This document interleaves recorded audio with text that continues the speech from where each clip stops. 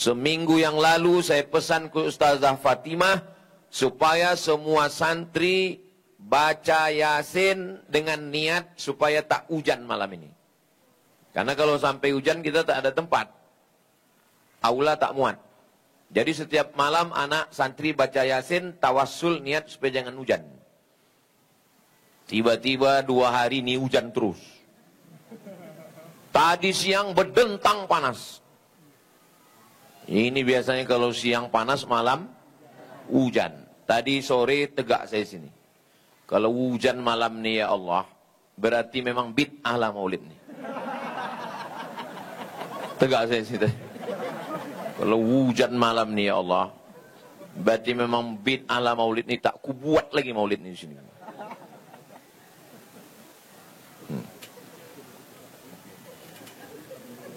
Imam Suyuti. Udah. Ada juga yang bilang, kata dia, kalau gundul bagian depan itu kata dia dia pemikir. Kalau gundul bagian belakang itu pintar. Kalau depan dan belakang dia pikir dia pintar. Jangan tersinggung karena saya gundul.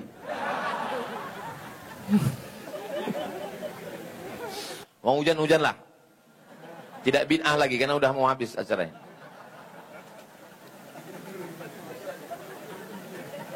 Bunyi dia udah. Kita kasih tahu duluan. Sebanyak anak membaca Al-Quran di pondok ini kita mendapatkan pahala. Sebanyak anak sholat di tempat ini kita mendapatkan pahala. Belum lagi di saat mereka menjadi ulama. Harapan kami pesantren terus berkembang. Dan husnudzon kami akan berkembang. Maka dari itu kami ajak Anda, para perindu ridha Allah, ayo kita ikut andil dalam besarkan pesantren ini. Semoga dari pesantren keluar ulama-ulama penerus dakwah baginda Nabi. Amin. Maka jangan ragu untuk bergabung. Inilah orang cerdas. Kalau kita mengandalkan ibadah kita melakukan sholat sebanyak apapun, sangat terbatas. Ngaji Quran sangat terbatas. Tapi kalau kita ikut andil dalam program besar semacam ini, sebanyak anak membaca Al-Quran di pondok ini, kita mendapatkan pahala. Sebanyak anak sholat di tempat ini, kita mendapatkan pahala. Belum lagi di saat mereka menjadi ulama. Inilah kerjaan orang-orang cerdas. Maka ayo menjadi cerdas hari ini. Jangan ragu, sisihkan rezeki Anda. Dan tidak cukup sampai di sini. Ajak orang lain. Kapan Anda mengajak orang lain, Anda mendapatkan pahala biarpun orang itu belum mengikuti ajakan Anda. Ajak sebanyak-banyaknya. Dan di saat Anda mengajak, jangan meremehkan. Mungkin kelihatan orang itu tidak, seolah-olah tidak akan membantu. Ajak saja. Silahkan sisihkan rezeki Anda langsung ke Pesantren Nurul Azhar Bank Syariah Indonesia, nomor rekening 147-666-6666 atas nama Yayasan Tabung Wakaf Umat. Dan jika terbuka hati Anda lalu Anda berderma, jangan ragu. Sertakan kode transfer 01 di akhir nominal transfer dan atau konfirmasi ke nomor 0852 6541 6060. Itu adalah nomor admin yayasan. Dan setelah itu, setelah Anda berderma, puji syukur, bersyukurlah kepada Allah karena Allah telah memilih Anda untuk bisa berjuang. Nuhibbukum fillah. Assalamualaikum warahmatullahi wabarakatuh. Bismillahirrahmanirrahim. Assalamualaikum warahmatullahi wabarakatuh.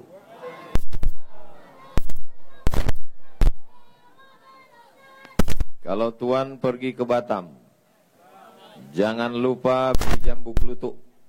Dari bunyi sambutan salam, nampaknya jamaah ini sudah mengantuk. Apa kabar Bapak Ibu semua? Sehat? Alhamdulillahi Rabbil Alamin. Allahumma salli ala Sayyidina Muhammad wa ala ali Sayyidina Muhammad. Ustadz Al-Nob bertanya ke saya, siapa yang kita undang?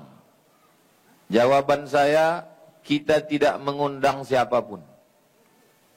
Jadi malam ini yang hadir ini tidak ada tamu undangan karena tidak menulis undangan, tidak menelpon, tidak me-WhatsApp, tidak mengirim surat. Semua yang datang ini adalah karena cinta kepada Nabi Muhammad SAW. Mudah-mudahan cinta kita ini berbalas. Almar'u ma'aman ahab. Seseorang nanti akan bersama dengan siapa yang dia cintai dan kita masuk surga bersama Nabi Muhammad SAW. Amin ya Rabbal Alamin. Termasuk Bapak Jenderal Herimen, Pak Kapolda tidak diundang, datang sendiri. Termasuk Bapak Bobi Putra Ramadan Sebayang, Kapolres Kampar, tidak diundang, datang sendiri.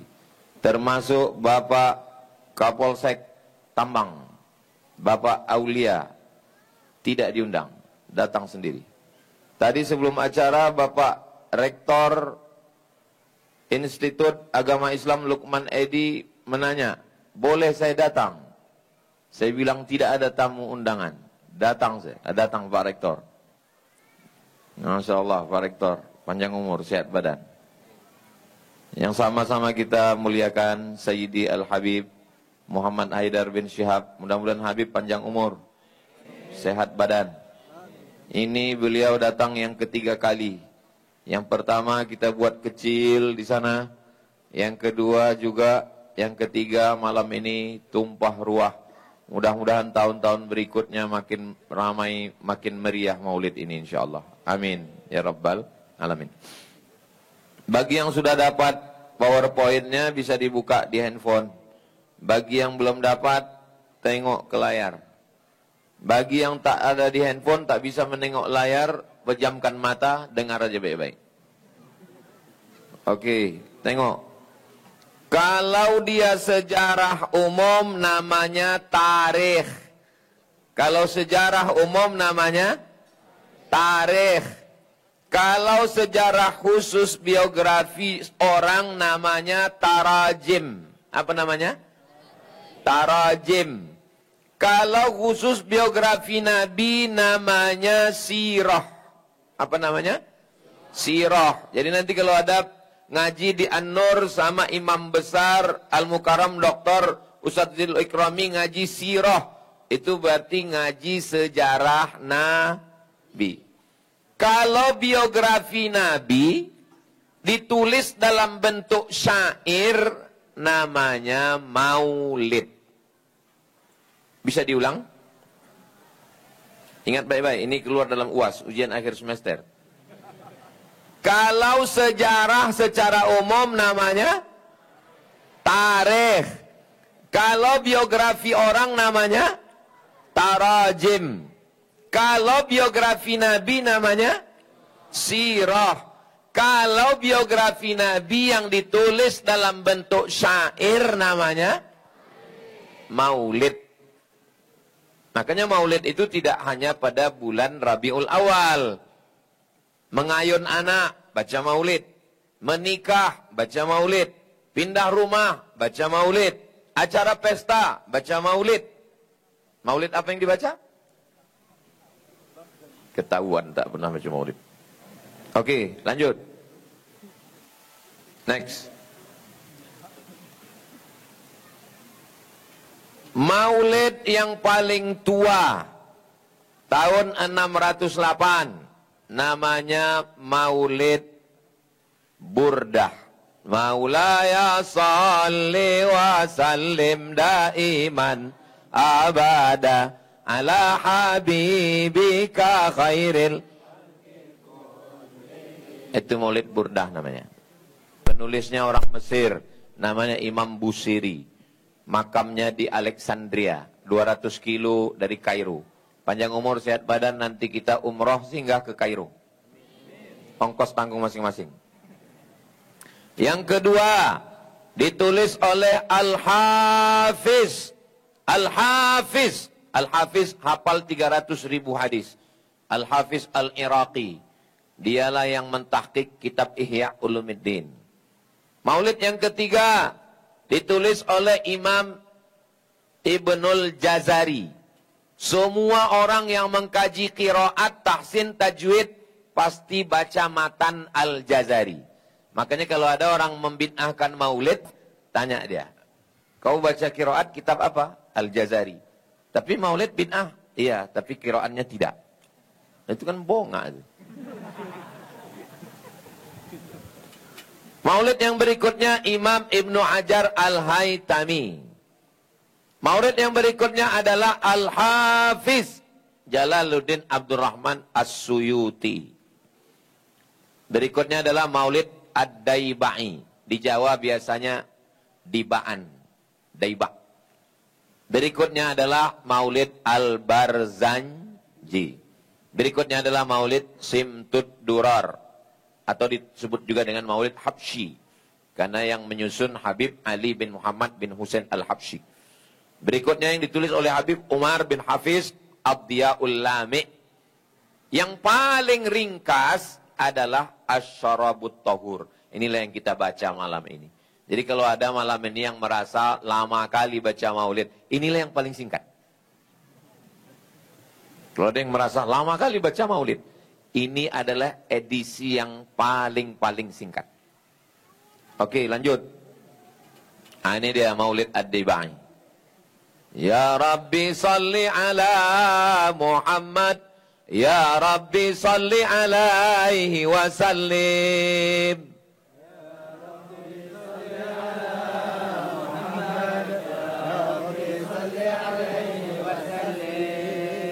Nggak bisa dibaca, nggak usah pakai lagu Pak Ustadz. Bisa aja. Ya Rabbi sholli ala Muhammad. Ya Rabbi sholli alaihi wasallim. Bisa. Tapi biasanya orang baca syair itu ya pakai lagu. Oke, lanjut. Ini contoh. Lanjut. Tertidur pula teknis ini. Ini Maulid Barzanji. Al-jannatu wa na'imuha sa'dun liman yusalli wa yusallim wa yubarik alaihi. Bismillahirrahmanirrahim. Abtadi'ul imla' bismidzatil aliyah mustadirra faidhal barakati ala ma ana lahu wa aulah. Itu contoh Maulid Al-Barzanji. Terus, ban siapa meletup itu? Ini Maulid Simtud Durar. Ya Nabi salam alaika, Ya Rasul salam alaika, Ya Habib salam alaika, salawatullah alaika, asyraqal kaunu btihaja biwujudil Mustafa Ahmad wali ahlil kauni unsun wa sururun qad tajaddad. Jadi kalau ada ustadz yang tidak pernah terdengar dia baca maulid, dua kemungkinan. Yang pertama, memang dia tak pernah ikut. Yang kedua, suaranya tak bagus. Oke, lanjut. Ini burdah. Amin tadhakkuri jiranin bidhi salami mazajtadam an jaramin muqlatin bidami. Ini contoh burdah. Semua ini adalah maulid namanya.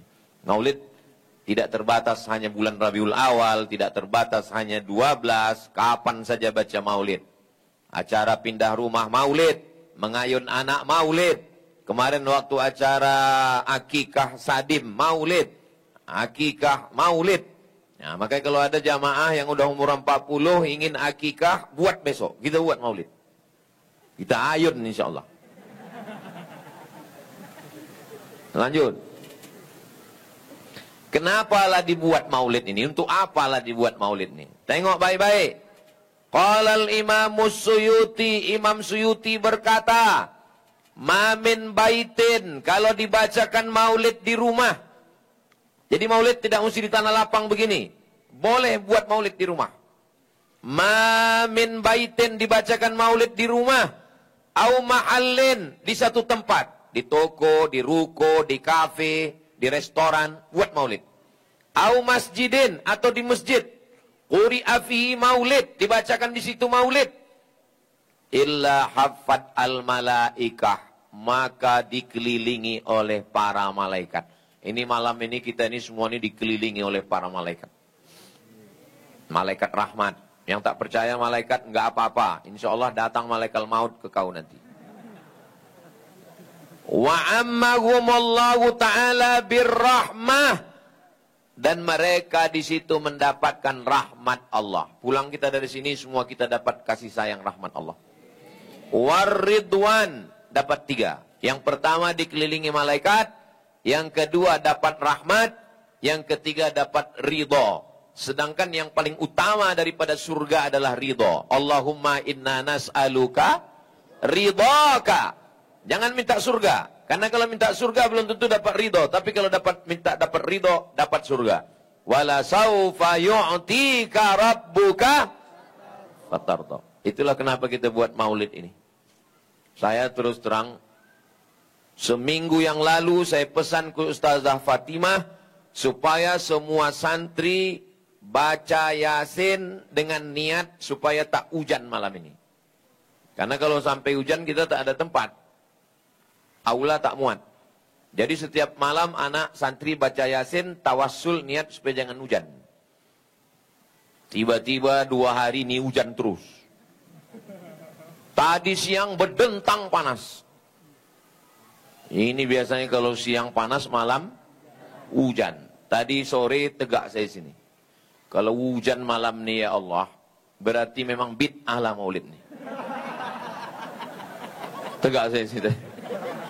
Kalau hujan malam nih ya Allah, berarti memang bid'ah lah maulid nih, tak kubuat lagi maulid nih di sini.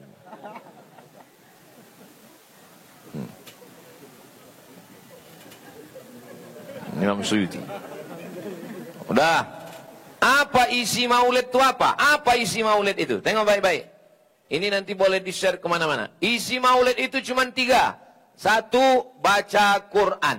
Ada baca Quran malam ini? Ada, baca Quran santri. Santrinya tidak dipajang di depan. Kalian santri kalau balik kampung disuruh orang baca Quran di tempat perempuan. Jangan kalian dipajang di depan. Kalau ada perempuan yang dipajang di depan, itu bukan santri Ma'had Az-Zahra. Makanya suaranya aja, macam mendengar sandiwara radio. Yang kedua, membaca maulid. Ada baca maulid? Ada baca maulid? Udah. Yang ketiga, makan. Itu cuman isi maulid. Siapa yang mengirim 1000 tuh Ustaz Al-Nob? Hah? Enggak, saya dapat WA dari Ustaz Al-Nob tapi tak ada nama orangnya. Ustaz Al-Nob adik-beradik. Beliau adik-beradik berkeluarga mengirim 1000 bungkus. Kita doakan Ustaz Al-Nob sehat. Amin. Dari mana duit dia? Tak heran, nama dia kan Al-Nob Dinar. Dinar itu kan artinya duit emas. Yang 1000 lagi dari kami pula adik-beradik. Baru 2 adik-beradik, 2000. Belum lagi yang lain adik-beradik. Tadi sore saya dapat WA. Ini bunyi WA-nya. Sudah masuk. Ada buah dari Polres Kampar dan air botol dari Polsek Tambang. Nanti.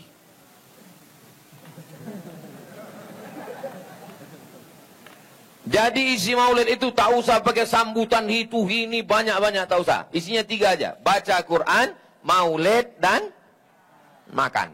Apakah cukup 2000 atau tidak? Wallahu a'lam bishawab. Kalau tak cukup berarti sepiring bertiga lah. Oke, lanjut. Ini orang yang pertama mengadakan maulid. Yang mengatakan yang pertama mengadakan maulid itu adalah Syiah. Dibantah oleh Imam Ibnu Katsir. Ibnu Katsir yang menulis tafsir Ibnu Katsir. Ahli hadis. Kata Imam Ibnu Katsir, maulid itu dibuat oleh seorang raja yang pemberani, cerdas, berilmu, adil. Dan dia mengasih hadiah 1000 dinar. Kepada Syekh Abdul Khattab bin Dihyah, penulis kitab maulid. 1000 dinar. Ada seorang ulama nulis kitab maulid, dikasihnya hadiah 1000 dinar. 1 dinar itu sekarang 4 juta, karena harga emas naik. Berarti 1000 dinar sama dengan 4 miliar. 4 miliar. Jadi kalau ada presiden, gubernur, bupati sekarang yang mengasih hadiah 4 miliar, kepada orang yang menulis syair maulid, itu baru dia selevel dengan raja ini. Namanya Raja Al-Muzaffar. Berapa dia bersedekah untuk maulid? 5.000 kambing panggang. 10.000 ekor ayam. Beserta ayamnya, bukan ekornya aja. 100 kuda. 100.000 keju. 30.000 piring manisan. Ustadz kan kampanye Pak Wahid kemarin ya. Kenapa tak Ustadz usulkan supaya dibuat macam ini? Defisit. Tak ada duit Riau. Jelas? Ya nanti Allah Ustadz sama itu ceramah aja. Kemarin dia kampanye Pak Wahid, kenapa nggak diusulkannya supaya buat begini? Tak ada duit. Lanjut. Nabi Musa membelah laut. Nabi Isa menghidupkan orang mati. Mana mukjizat Nabi Muhammad? Ditantang orang kita. Mana mukjizat Nabi Muhammad? Bilang sama dia, terbelahnya laut udah selesai. Orang yang dihidupkan mati hidup lagi udah selesai. Tapi mukjizat Nabi Muhammad kekal sampai hari kiamat. Betul? Betul-betul. Mana mukjizatnya? Lanjut. Ini mukjizatnya. La syamsu yanbaghi laha an tudrikal qamar walal lailu sabiqun nahar wa kullum fi falaki yasbahun. Matahari tak mungkin berjumpa bulan, bulan tak mungkin menabrak matahari. Merkurius, Neptunus, Pluto dan Mars berjalan di garis edarnya masing-masing. Kira-kira Nabi Muhammad pernah tak terdaftar di fakultas astronomi? Enggak pernah. Ini ayat yang saya baca ini dalam surat apa? Surat Yasin. Ketika orang barat membaca ayat ini, mereka pun bingung. Dari mana Nabi Muhammad SAW tahu bahwa alam semesta berjalan di garis edarnya masing-masing? Bagi kita tidak sulit. Kita hanya cukup mengatakan wallahu. Udah selesai. Itulah enaknya dari orang Islam. Wallahu alam. Ada apa yang hebat-hebat? Wallahu alam. Ustaz, ini apa nih? Wallahu alam. Makanya orang pun saling itu Ustaz apa? Ustaz Allahu alam. Lanjut. Wasyamsu tajri li mustaqarril laha. Dzalika taqdirul azizil alim. Matahari berjalan di garisnya edar tempat dia berdiam. Dia tidak ada garisnya, dia berjalan di situ sendiri. Dzalika taqdirul azizil alim. Lanjut. Itu gambar batu meteor yang melompat dari atas langit, menembus lapisan ozon. Kalau jatuh dia di rimbo panjang ini, kalau ada ozon yang dari atas, kalau ada batu meteor dari atas sana menembus ozon, jatuh ke rimbo panjang ini, langsung rimbo panjang ini berubah menjadi Danau Toba. Bayangkan, mudah-mudahan tak jatuh. Kalaupun mau jatuh yang agak-agak kesana sedikit.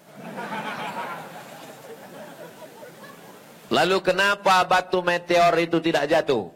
Tengok bagaimana mukjizat Nabi Muhammad. Was-samaa'a binaa'a. Langit itu kami buat ada bangunannya. Dalam tafsir was-samaa'a binaa'a saqfa. Ada saqaf. Ada atapnya. Atapnya itu ternyata adalah lapisan ozon. Yang tebal lapisan ozon itu 600 kilometer. Coba tengok garis penunjuk Pekanbaru Medan 600 km. Jadi batu meteor yang jatuh itu macam es batu yang masuk ke kuali. Mencair sampai ke sini hilang. Dari mana Nabi Muhammad tahu ini? Inilah mukjizat Nabi Muhammad.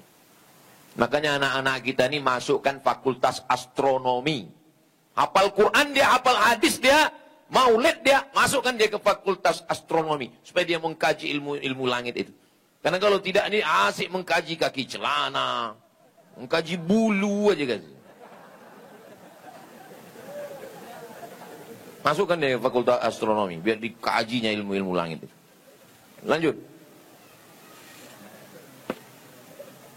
Wal jibala autada. Bukit itu kami jadikan sebagai pasak. Ini rupanya kerak bumi ini bergoyang ini, bergoncang ini bumi ini. Bumi ini bergoncang. Bagaimana supaya karpet ini tidak bergoncang? Dipaku dia, ini dipaku. Begitu juga lah bumi ini tidak bergoncang, maka dia dipaku. Pakunya itu apa? Wal jibala autada. Pakunya adalah bukit. Itu bukit. Gunung Bromo, Gunung Kidul, Gunung Sibaya, Gunung Merapi, Gunung Merbabu. Nanti sampai masanya paku-pakunya ini tercabut. Watakunul jibalu kal ihnil. Gunung-gunung macam bulu kambing diembus angin. Ambil bulu kambing, hembus. Begitulah bulu kambing berterbangan. Macam itulah nanti Gunung Bromo, Gunung Merapi, Gunung Merbabu berterbangan macam bulu kambing. Maka kerak bumi ini bergoncang balik. Kemarin karena terjadi tsunami di Aceh, maka kata dia kerak bumi di Pekanbaru ini bergoncang. Akhirnya berefek kepada beberapa masjid itu kiblatnya sudah tidak mengarah ke Ka'bah lagi. Akhirnya diukurlah Masjid Akramun Nas Undri Jalan Ronggowarsito. Nah, itu maka di Masjid Akramun Nas itu miring kan? Miring kan? Nah, itu karena kata dia bergoncang akibat tsunami. Cuman anehnya Masjid An-Nur enggak. Iya kan?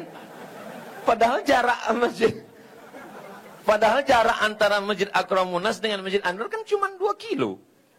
Kok bisa sama-sama kerak bumi? Yang Akramun Nas kok bergoncang? Yang An-Nur pasti tanya-tanya pengurus, rupanya memang dari awal salah ukur. Nah, kenapa Masjid Polda nggak diukur? Setelah diukur-usut, rupanya nggak ada yang berani. Takut orang itu kena tilang. Oke, lanjut. Nah, itulah dia. Jadi rupanya gunung itu yang nampak kita di atas itu cuma 1/3. Yang paling dalam itu ke bawah adalah 2/3. Makanya kalian yang mau meminang anak gadis atau yang baru nikah bilang sama istri kalian, abang ini macam gunung dek. Kenapa? Yang kelihatan 1/3.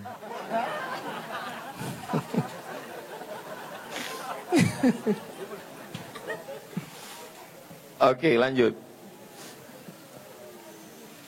Ulibatir Rom, bangsa Romawi dikalahkan. Siapa yang mengalahkan Romawi? Persia. Di mana letak perangnya itu? Fi adanal ardi, di bumi yang terdekat. Dulu ahli tafsir mengatakan bumi terdekat karena lokasi perangnya itu dekat dengan Makkah. Ternyata setelah diukur menurut ilmu geologi, makna adanal ardi adalah di bumi yang terendah. Permukaan bumi yang paling rendah di dunia ini adalah lokasi tempat perang Romawi dengan Persia. Itulah disebut dengan Bahrul Mayyit.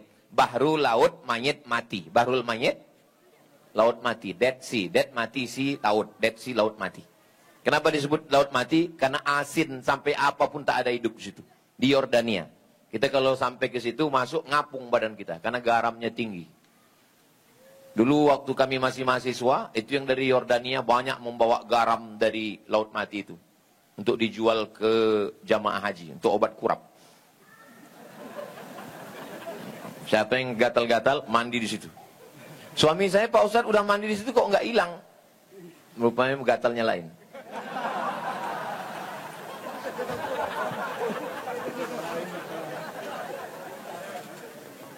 Oke, lanjut.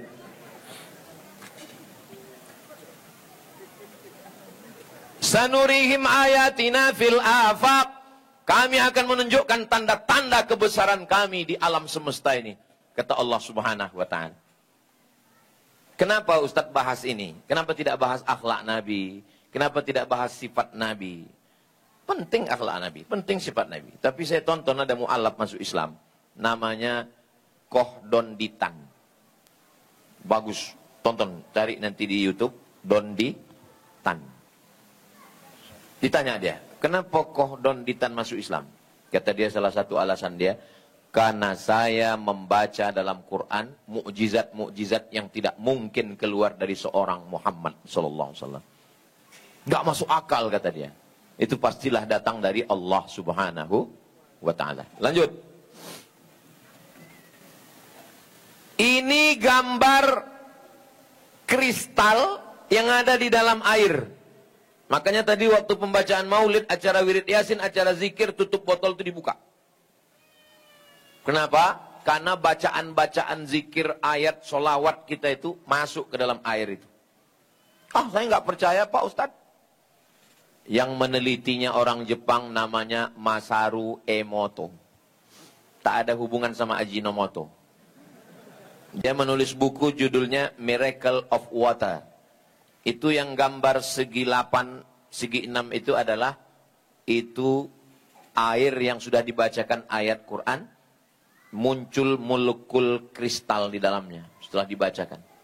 Dikumpulkannya semua tokoh-tokoh agama, disuruhnya membacakan. Ternyata tokoh agama Islam lah airnya yang muncul molekul kristal. Dan ternyata badan kita ini isinya air.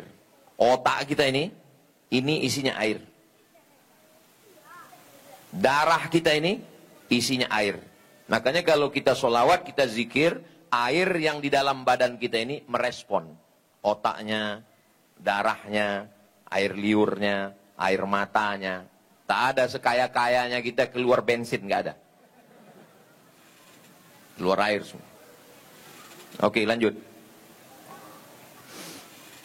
Inna masala Isa indallahi kamathali Adam. Perumpamaan Nabi Isa dengan Nabi Adam sama. Jadi kalau ada orang mempertuhankan Nabi Isa karena dia tidak punya ayah, maka yang lebih layak jadi Tuhan adalah Nabi Adam. Karena ayahnya tak ada, maknya pun tak ada. Berarti dia lebih Tuhan daripada Tuhan. Setelah dihitung-hitung, ternyata penyebutan Nabi Adam 25, Nabi Isa pun 25, dan tepat pada penyebutan yang ketujuh, Inna mathala Isa indallahi kamathali Adam. Sama ayatnya. Inna mathala Isa indallahi kamathali Adam.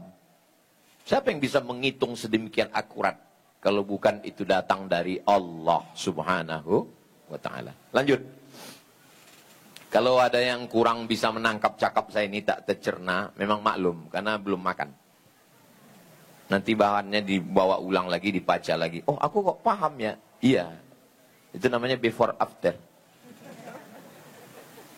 Lanjut. Masih kuat, lanjut. Masih kuat. Belum. Ini pula. Inna auhanal buyuti labaitul ankabut. Sesungguhnya rumah yang paling rapuh, rumah yang paling mudah hancur adalah rumah angkabut.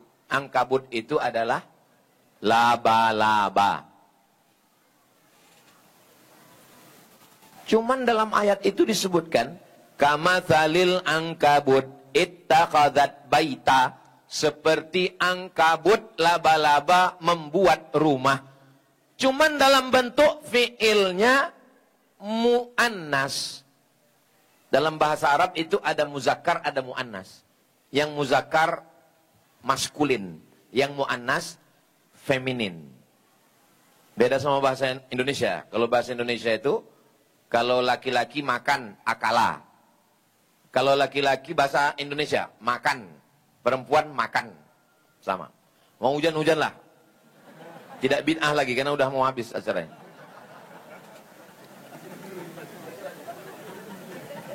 Bunyi dia udah. Kita kasih tahu duluan.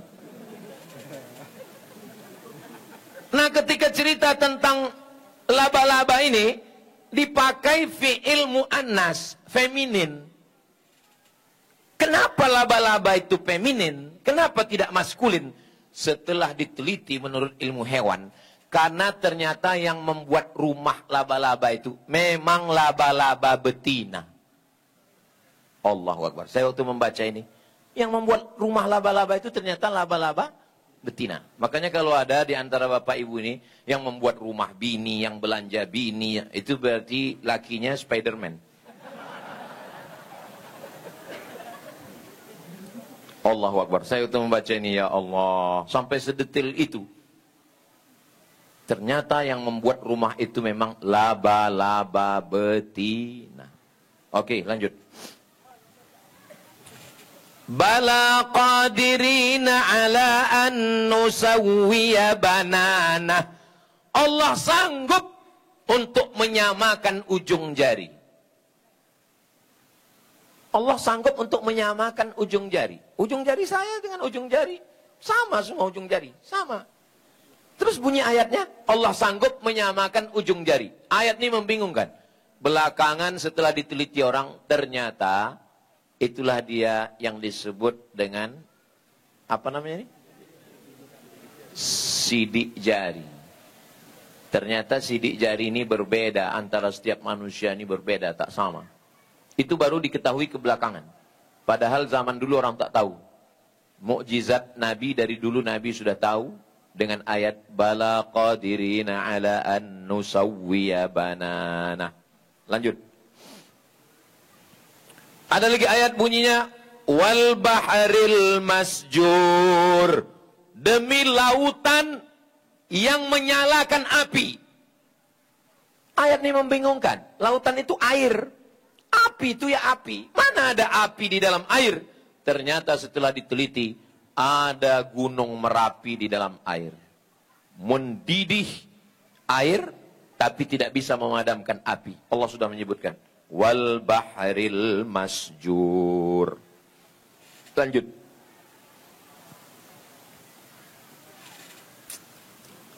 Orang barat itu selalu penasaran, karena dalam Al-Quran dikatakan bahwa ya ayyuhan namlu wahai semut-semut, udkhulu masakinakum, masuklah kamu ke sarang-sarang lubang tanah. La yahtimannakum Sulaiman wa junuduhu, supaya pasukan Sulaiman tidak menginjak perut kamu pecah. Rupanya pasukan semut itu memerintahkan bala tentaranya untuk masuk ke sarang. Diteliti mereka, rupanya semut itu mengeluarkan bahasa getaran. Yang getarannya itu ditangkap dengan 2 antena yang ada di kepala. Semut itu kan ada antenanya. Antena itu untuk membaca getarannya. Memang betul-betul ada bahasa semut. Bukan yang macam video belakangan. Inna maskoli rahmatan. Itu setan itu. Hilang dia sekarang. Oke, lanjut. Mengelilingi Ka'bah 7 kali. Ternyata setelah dilihat ayatnya, sayaqulu sufaha'u minan nasi ma wallahum an qiblatihim wa ma ja'alnal qiblata falanuwalliyannaka qiblatan tardaha wala in ataital ladzina utul kitaba bikulli ayatin ma tabi'u qiblatak wa ma anta bitabi'in qiblatahum wa ma ba'duhum bitabi'in qiblata ba'd waj'alu buyutakum qiblata. Rupanya kata kiblat itu 7 kali dalam Al-Quran. Siapa yang bisa menyusun sedemikian hebat? Tanzilal azizir rahim. Datang dari Allah. Lanjut. Udah mau habis bahan. Nasi belum nampak.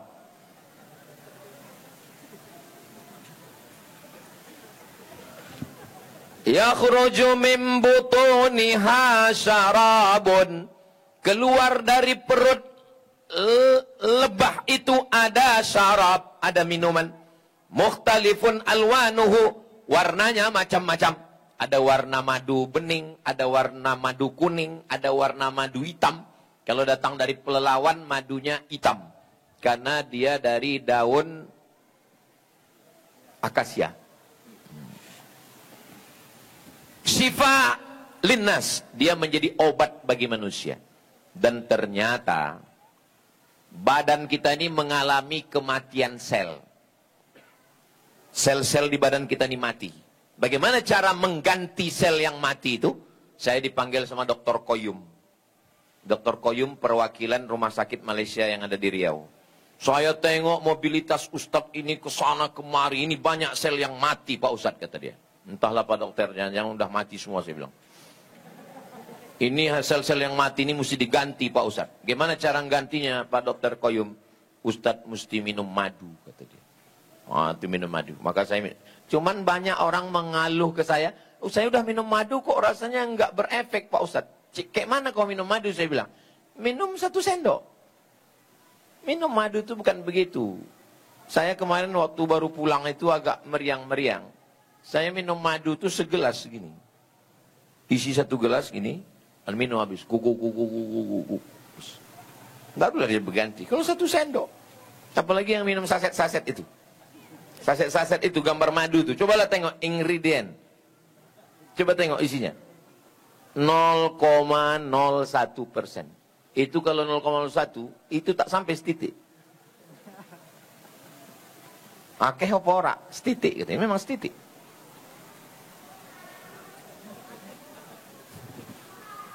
Jadi, kalau mau sehat, minum madu. Kenapa banyak orang minum madu gulanya naik, Pak Ustadz? Rupanya gula merah yang dimasak pakai sarang lebah. Maka siapa saja yang mencampur madu oplosan, lapor ke Pak Erimen. Beliau tidak hanya menangkap pembala hutan, menangkap juga perusak madu. Oke, lanjut.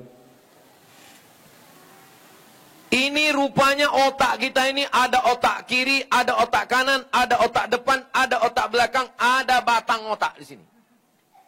Yang tak ada otak, makan otak-otak. Dan orang barat tidak tahu mana yang berfungsi. Kata dia otak ini semua berpikir. Sampai akhirnya pekerja tambang batu bara masuk ke dalam gua. Tiba-tiba otak bagian depannya tercucuk, tertusuk besi. Luka otaknya bagian depan. Tapi dia tetap hidup, tak mati. Begitu dibawa ke rumah sakit, dioperasi sehat. Setelah 2 bulan istrinya mengadu. Dia memang sehat. Tapi terjadi perubahan perilaku. Disitulah baru orang barat tahu bahwa rupanya otak depan inilah yang mengatur segala perbuatan manusia. Dan itu disebutkan dalam Al-Quran. Nasiyatin, kazibatin, khoti'ah. Nasiyah, ubun-ubun yang selalu kita usap waktu wudhu. Otak bagian depan. Ada juga yang bilang, kata dia, kalau gundul bagian depan, itu kata dia, dia pemikir. Kalau gundul bagian belakang, itu pintar. Kalau depan dan belakang, dia pikir dia pintar. Jangan tersinggung, karena saya gundul.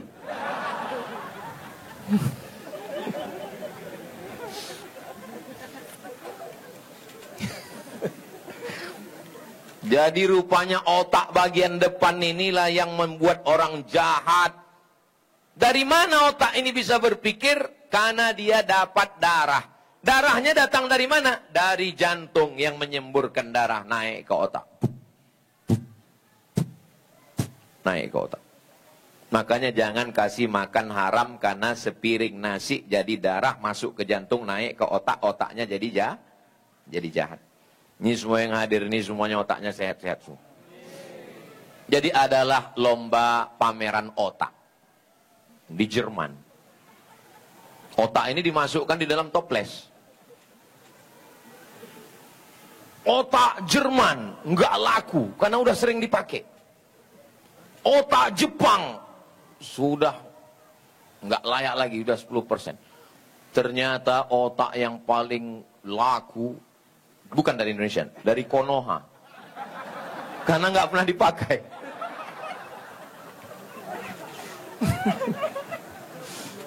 Sejauh ini yang paling jauh. Nggak dipakai. Ternyata makin malam makin lucu ya. Lanjut. Ini kalau ditelusuri Sungai Kampar. Ini di belakang ini Sungai Kampar ini Pak Kapolres. Sungai Kampar. Terus ke Pangkalan Kerinci. Itu dari Pangkalan Kerinci saya pernah menelusuri itu seminggu. Kanan kiri, tausiah saya dari Pangkalan Kerinci sampai ke Penyalai. Nanti ujungnya itu di Pulau Mendol. Disitulah bersatunya antara air laut dengan air tawar. Kalau masuk air laut itu ke Sungai Kampar, masuk ke Sungai Siak, mati kita semua. Kenapa? Karena air asin ini tak bisa diminum. Orang bisa hidup 3 bulan kalau tidak ada nasi. Orang bisa hidup 3 hari kalau tidak air. Tapi aku hanya bisa hidup 1 menit tanpamu. Istri saya sedang menyiapkan nasi. Maka kata dalam Quran disebutkan bahwa air asin dengan air tawar tidak bercampur.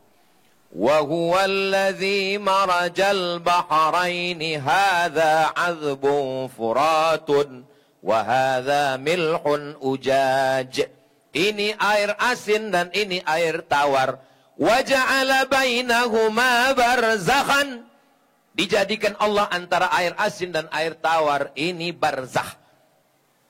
Maka alam pemisah antara dunia dengan akhirat itu disebut dengan alam barzakh. Bainahuma barzakhun la yabghiyan fabi ayyi ala'i rabbikuma tukadziban.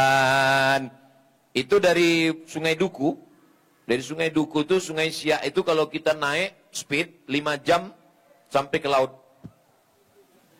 Air itu bisa terjaga tetap tawar. Bayangkan kalau masuk air laut itu ke Sungai Siak, masuk ke Sungai Kampar, asin semua di bawah ini, mati kita. Alhamdulillah, air kita di Riau ini airnya air gambut. Siapa yang pernah minum air gambut? Ustaz Alnam. Waktu kami mau mencari madu asli di Pelalawan, udah mau mati kehausan. Saya tengok dia minum, wah minum Coca-Cola, saya bilang. Cuman nggak bubui. Minum apa tuh Ustaz? Air gambut. Jadi kalau mau tahu rahasia vitalitas Ustaz Alnam ini, minumlah air gambut. Oke, lanjut. Ada lagi ayat punya. Innallaha la yastahi an yadriba mathalan ma ba'udatan fama fawqaha. Allah tidak malu menciptakan nyamuk dan yang di atas nyamuk. Saya dulu waktu membaca ayat ini memang bingung saya. Nyamuk dan di atas nyamuk. Mestinya kalau lebih kecil dari nyamuk, nyamuk dan di bawah nyamuk. Allah tidak malu menciptakan makhluk sekecil nyamuk dan di bawah nyamuk. Apalagi tungau. Ini nyamuk dan di atas nyamuk. Apa maksudnya? Rupanya setelah diteliti orang barat, di atas nyamuk itu ada serangga kecil. Itu dia. Di atas nyamuk itu ada serangga kecil dan dia hidup di atas kepala nyamuk. Memang betul-betul dari mana Nabi Muhammad tahu itu? Bukan ada dia bawa mikroskop. Innallaha la yastahi ayadriba mathalan ma ba'udatan fama fawqaha. Allah tidak malu menciptakan nyamuk dan yang di atas nyamuk yang justru lebih kecil dari nyamuk dan dia hidup di atas kepala nyamuk. Tapi jangan gara-gara ini nanti balik ke rumah ditangkap nyamuk. Dia mesti pakai mikroskop. Lanjut. Saya pergi ke rumah sakit, tiba-tiba di lift itu ada gambar tangan begini. Terus di bawahnya ada tulisan, cuci aku dong. Cuci aku dong. Allahu Akbar. Waktu saya menengok itu, Allahu Akbar. Ternyata kita mencuci tangan. Subuh cuci tangan, zuhur cuci tangan, asar cuci tangan, maghrib cuci tangan, isya cuci tangan, duha cuci tangan, tahajud cuci tangan. Sebentar lagi cuci tangan. Walaupun nasinya belum datang. Cuci tangan, cuci tangan, cuci tangan. Rupanya dari jari jemari kita ini keluar zat asam. Itu maka zaman dulu tak boleh kita disuruh memegang nasi. Mesti pakai centong. Kalau latah kita megang nasi dipukul semua. Jangan pegang nasi. Kenapa? Takut basi. Don't sweep. Tidak boleh mengusap pisau silet. Kenapa? Ada garamnya. Udah mulai mau hujan. Kalau hujan tetap nggak bid'ah karena udah habis. Mukjizat kita disuruh cuci tangan, cuci tangan, cuci tangan. Lanjut. Inna fi khalqis samawati wal ardi wa ikhtilafil laili wan nahari la ayatin liulil albab. Lanjut. Lanjut. Habis. Itulah dia mukjizat Nabi Muhammad SAW. Sampai hari kiamat tetap kekal abadi. Terima kasih segala perhatian. Mohon maaf segala kesilapan dan kekhilafan. Aku lu qauli hadza astaghfirullah li wa lakum. Jangan kemana-mana. Kita lanjutkan setelah yang satu ini. Doa sudah selesai, tinggal silaturahim. Dengan maulid kita bisa berjumpa. Dengan maulid kita bisa berbagi cerita. Dengan maulid kita bisa mencintai Nabi. Dengan maulid kita tetap mendapatkan rahmat dan ridha Allah. Wassalamualaikum warahmatullahi wabarakatuh.